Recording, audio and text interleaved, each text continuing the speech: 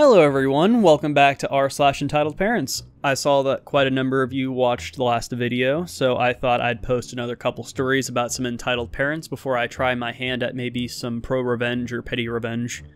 Let me know what you think in the comments below, what I should do next. You guys may just want some more entitled parents, I don't know. But with that out of the way, let's get started. Alrighty, our first story for today will be Idiot Kid Gets Stung by My Pet Scorpion. EM throws a fit. Why do I run into so many of these pricks? Now I find out my neighbor's one too? Just f***ing great. I've had a huge emperor scorpion for 5 years now. I got him when I was 13 and I've taken great care of him ever since. Just one problem, he can be super aggressive. You can handle him just fine, but if you shake around or grab him, then he will not hesitate to sting the out of you. It's no worse than a bee sting, but it will still hurt regardless. I usually don't let people handle him because I don't want them to get stung and accidentally drop him, but I make exceptions for the few people that know how. The story takes place last Saturday, when my mother had a party and invited a bunch of neighbors. 2 of them being EM and her kid DS. Dumb. From the get-go, I can tell DS is bratty. I got him pulling my dog's tail twice, knocking over, and whining for food and attention the majority of the party. EM thought this was adorable, meanwhile everyone else is just annoyed. There were other little kids there who were perfectly behaved, so DS had no excuse. About an hour in, my mother approaches me with DS, whining at her feet. She tells me DS is bored and that he wants to see my room. I don't like this because I have a lot of breakable up there, and I know he's gonna want to hold the scorpion. I reluctantly take him upstairs, and before I know it, he's putting his grubby little hands all over my stuff. I didn't mind as long as he didn't throw or smash anything, which knowing this sprog was likely to happen. I let him snoop around for a while, and before I tell him time's up, he points to my terrarium and shouts, "What's in there?" I tell him it is not safe, but he doesn't care. He straight up runs over, rips the lid off, and looks for whatever is inside. I see the scorpion back into his den, and I can tell he isn't happy. I shoo DS away and tell him it's not a safe animal. This makes him angry, and he yells, "I don't care! I want to see it!" I tell him no again, and DS screams. This little clearly wasn't used to not getting his way. The scorpion is now scuttling around the enclosure after being spooked by the noise DS was making. DS presses his face to the glass of the terrarium and hawks at the animal. He turns to me. DS. "I want to hold it!" Me. "I'm sorry, but it's not safe." DS. "But I want to!" Me. "Again, it is not safe. He stings and I don't want you to drop him." DS. "So, if he stings me, I'll just throw him." Me. "Pissed off. Don't you dare." DS shuts up, and I gently let the scorpion walk on my hand. I put him a few inches over my desk and let him scuttle around for a little bit while DS watches. DS. "So am I gonna get to hold him or not?" Me. "I already told you no. I don't want you to get hurt." DS. I want to! DS is now on the verge of a temper tantrum now, but I don't want to give in to some little kid's demands. Me. Looks him right in the face. No. This brat starts wailing and jumping up and down. I feel a sharp pain in my forearm and turn to see the scorpion's stinger buried in it. I quickly try to put him back in the terrarium, but not before DS grabs him out of my hands. Of course, the scorpion stings him right on his finger. DS lets out an ear-splitting screech and drops the scorpion on the desk, and I scoop him up into the terrarium. I don't attempt to calm DS down because he brought this on himself.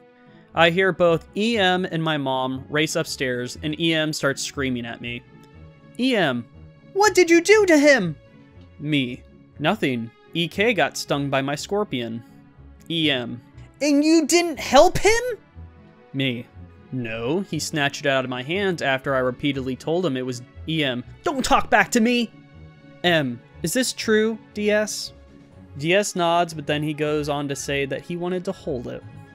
M. Turns to EM, who's still berating me. Let me get this straight. Your kid didn't listen to my son's warnings and then grabbed a dangerous animal because he was told no? Sounds like he needs to learn some respect. EM. If your son here wasn't such a selfish little this wouldn't have happened! M. If your son wasn't such a dumb this wouldn't have happened. EM. How dare you! You not. EM demanded she be allowed to kill my pet scorpion. My dad came in and told her that if she touched me or my pet, then he would throw her down the stairs. EM grabbed her wailing kid by the wrist and dragged him out of the house, but not before saying she was going to sue us. Good luck. I cannot believe how dumb this kid is for not listening to our OP here. That could have ended horribly. Hopefully, he learned his lesson. Our next story is called, My Son Wants to Fly the Airplane. In the mid-1980s, I was a furloughed airline pilot, and like most of my furloughed brethren, went off in a mad search for a flying job until business picked up for our employer and we got called back. As luck would have it, I found a gig as captain on a Dassault Falcon 50EX operated by an aircraft charter company. The Falcon 50 is a mid-sized 3-engine business jet and a truly pleasant airplane to fly. I had been previously qualified on it, so I made a nice fit for the charter operator. People who spend $5K or so per hour to charter a mid-sized jet are, by definition, prone to a sense of entitlement. It came to pass one day that we were to pick up a woman and her 10-year-old child at Denver Stapleton and take them to Orlando, think Disney World. On the ramp at the appointment time, aircraft cleaned, fueled, and catered. First officer and I have reviewed the weather package, confirmed that our flight plan has been correctly entered, and are waiting peacefully in the cockpit, door closed. Passenger arrives, greeted by the flight attendant. When the cabin door is closed and locked, we begin the engines and wait for the flight attendant to let us know that the safety briefing has been given.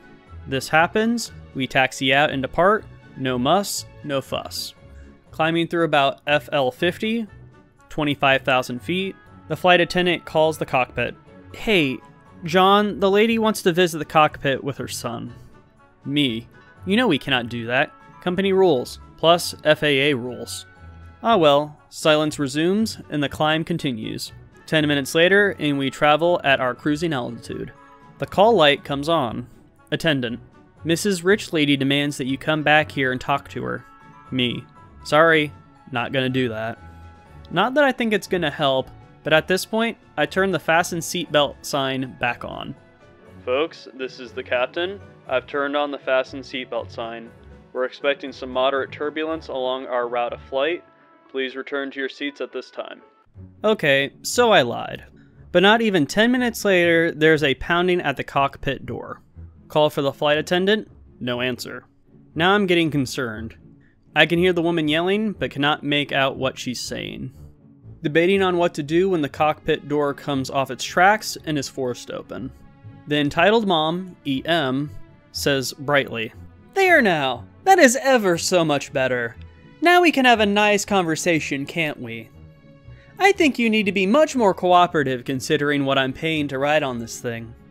At this point, EM notices that there is a sideways facing seat just behind the co-pilot seat. This is called the jump seat. And she continues, My son wants to fly the airplane, and I'm gonna sit on this nice seat and watch him and take some pictures for his scrapbook. Now have this guy in the right seat leave the cockpit so my son can sit in his seat and fly the airplane. First officer, good pilot, smart man 2, rolls the ATC transponder code to 7500 and hits the identify button to let air traffic control know we're being unlawfully interfered with. EM informs us there will be consequences if we don't comply with her wishes, and then says darkly, Your flight attendant knows about consequences. At this point, we hear a resounding sound, and discover that our flight attendant has smacked EM in the head with a coffee carafe. Everything from here on is pretty anticlimactic. We restrained her, zip ties are wonderful, diverted into St. Louis, and had her arrested. U.S. Marshals are wonderful people. Through all of this, the kid had apparently remained in his seat reading a book. As he was leaving the aircraft, he said goodbye to the flight attendant, and then said, "I didn't want to go to Disney World anyway." Just another glorious day in the pointy end. Wow.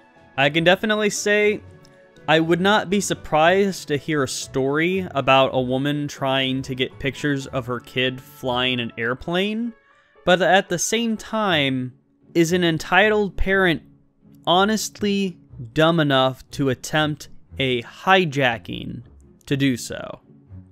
I can definitely see elements of r/that happened. Let me know in the comments below what you think. Thank you all for watching. If you are new to the channel and you like what you heard, please like the video and subscribe to be notified for future videos. I'm going to continue messing around with what I have available to me and try to improve what I can so that the videos get out sooner without sacrificing the quality. Let me know how I did in the comments, and I wish you all a wonderful day.